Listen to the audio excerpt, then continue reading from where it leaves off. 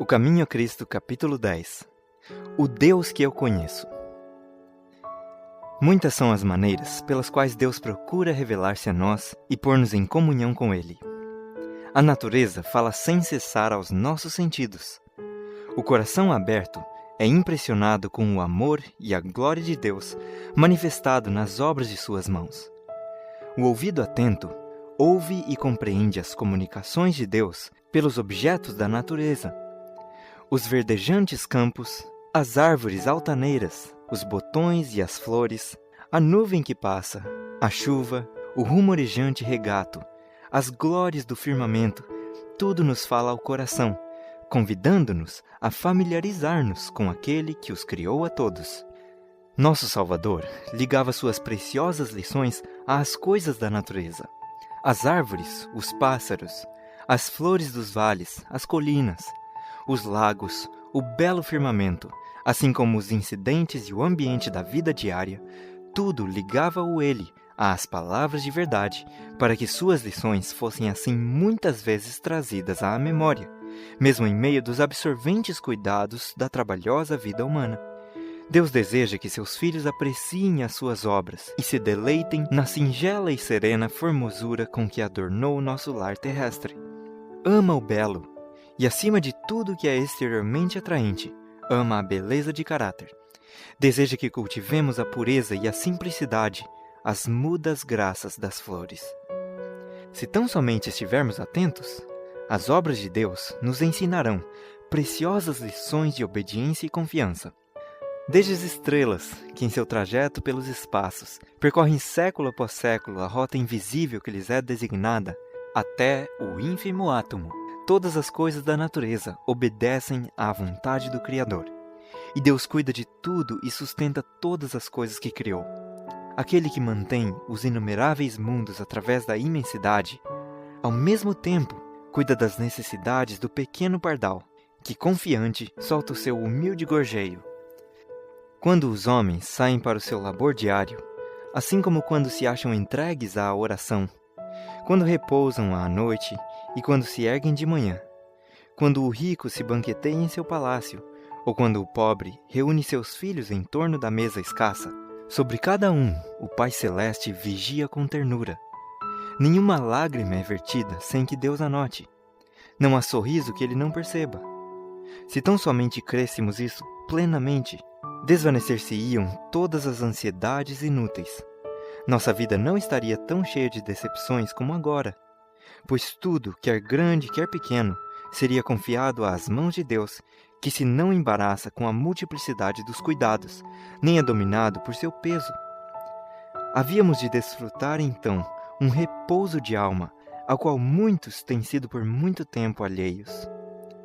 Enquanto vos deleitais nas atraentes belezas da terra, pensai no mundo por vir, o qual não conhecerá jamais a mancha do pecado e morte, onde a face da natureza não mais apresentará as sombras da maldição. Representai-vos na imaginação o lar dos remidos, e lembrai-vos de que ele será mais glorioso do que o pode pintar vossa mais brilhante imaginação. Nos variados dons de Deus na natureza, só discernimos o mais pálido vislumbre de sua glória.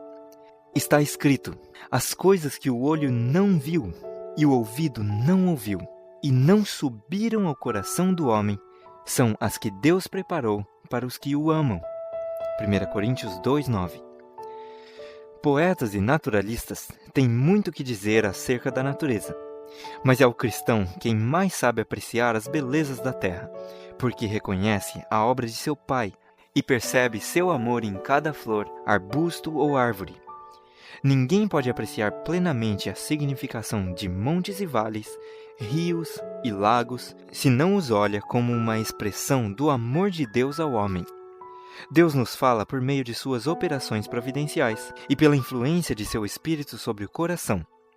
Em nossas circunstâncias e ambiente, nas mudanças que diariamente se realizam ao nosso redor, podemos encontrar preciosas lições, se nosso coração está aberto para discerni-las.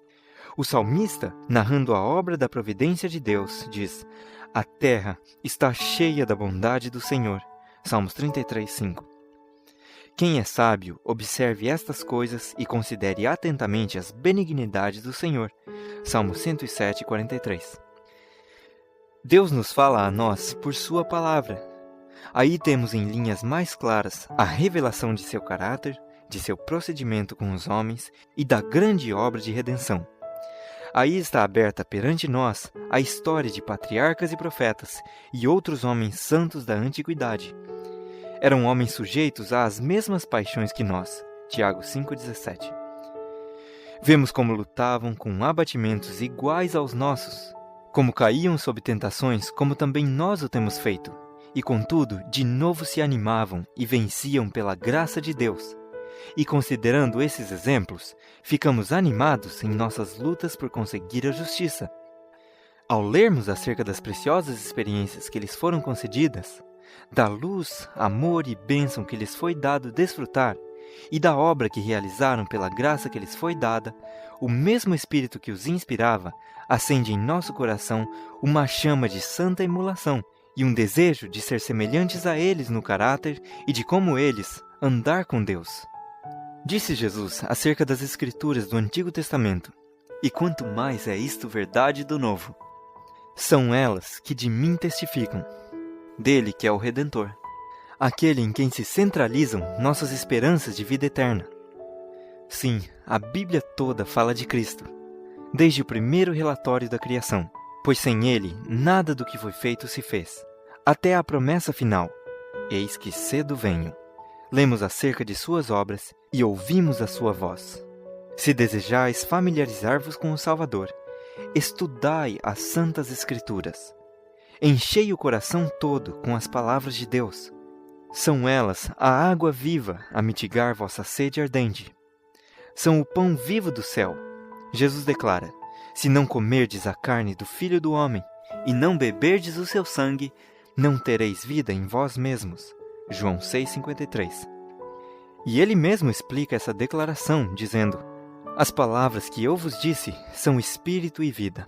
João 6,63. Nosso corpo é formado pelo que comemos e bebemos. E como se dá na economia natural, assim também na espiritual. É aquilo em que meditamos que dará força e vigor à nossa natureza espiritual. O tema da redenção é tema que os próprios anjos desejam penetrar. Será a ciência e o cântico dos remidos através dos séculos da eternidade. Não é ele digno de atenta consideração e estudo agora? A infinita misericórdia e amor de Jesus, o sacrifício feito por ele em nosso favor, demandam a mais séria e solene reflexão. Devemos demorar o pensamento no caráter de nosso amado Redentor e Intercessor. Devemos meditar na missão daquele que veio salvar seu povo dos seus pecados.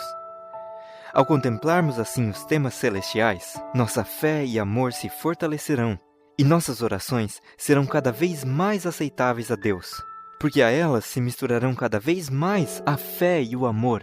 Serão inteligentes e fervorosas. Haverá mais constante confiança em Jesus, e uma diária e viva experiência em seu poder de salvar perfeitamente a todos os que por ele se chegam a Deus. Ao meditarmos nas perfeições do Salvador, havemos de desejar ser transformados por completo e renovados na imagem de sua pureza. A alma terá fome e sede de tornar-se semelhante àquele a quem adoramos. Quanto mais nossos pensamentos se demorarem em Cristo, tanto mais falaremos dele aos outros e o representaremos perante o mundo. A Bíblia não foi escrita para os doutos unicamente. Ao contrário, destina-se ao povo comum. As grandes verdades indispensáveis para a salvação, nela se acham reveladas com a clareza da luz meridiana, e ninguém errará nem perderá o caminho, a não ser os que seguirem seu próprio juízo em vez da vontade de Deus claramente revelada. Não devemos aceitar o testemunho de nenhum homem quanto ao que ensinam as Escrituras, mas sim estudar por nós mesmos a palavra de Deus.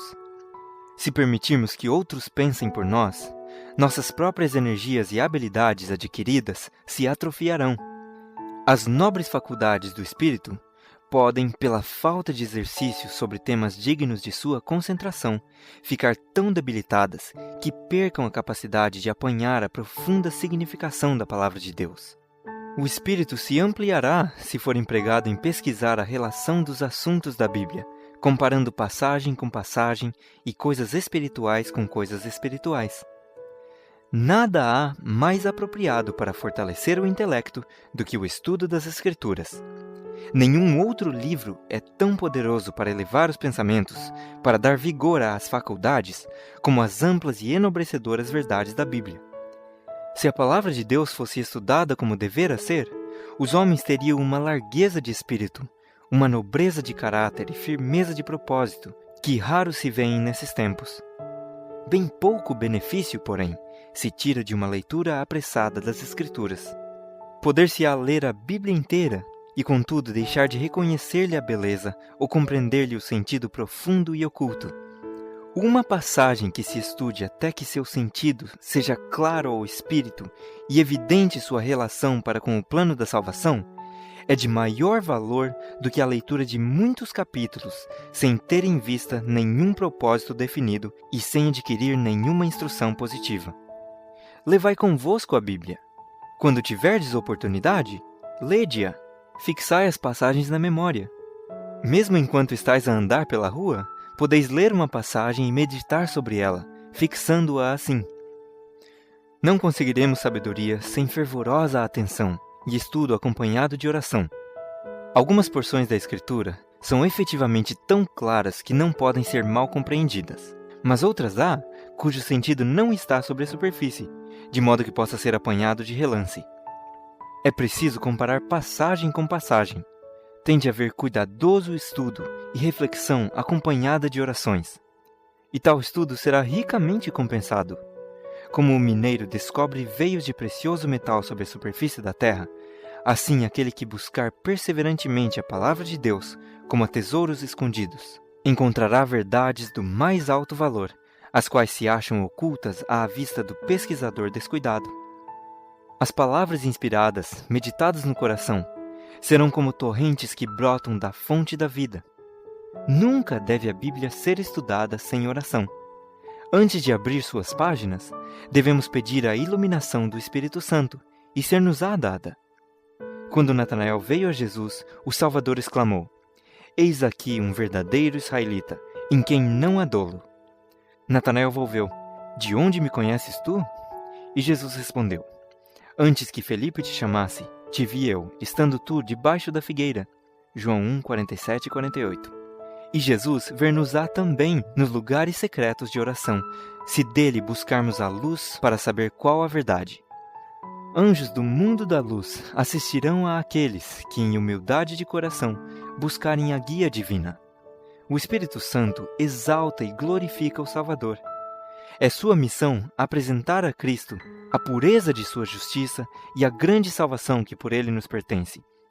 Jesus disse: "Ele há de receber do que é meu, e vou-lo há de anunciar." João 16,14. O Espírito de verdade é o único mestre eficaz da verdade divina. Quanto não deve Deus ter estimado a raça humana, para que desse o seu Filho a fim de por ela morrer, e designasse o seu Espírito para ser o mestre e constante guia do homem. O fim do capítulo 10 do Caminho a Cristo.